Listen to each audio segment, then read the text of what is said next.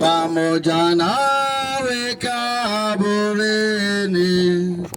zika dhambi na ubaya wa moyo. Yesu tuwe wa Kristo kweli, twakupa sasa mapendo. Kituo cha 14. Yesu anazikwa kaburini. Yesu, tunakuabudu, tunakushukuru kwa waume wako mbwa watu kwa salama wako mtakatifu. Yesu, ulizikwa kaburini ukafufuka siku ya 3. Mimi pia nilizikwa pamoja nawe kwa njia ya ubatizo katika mauti yako. Kwa vile wewe ulifufuka katika wafu,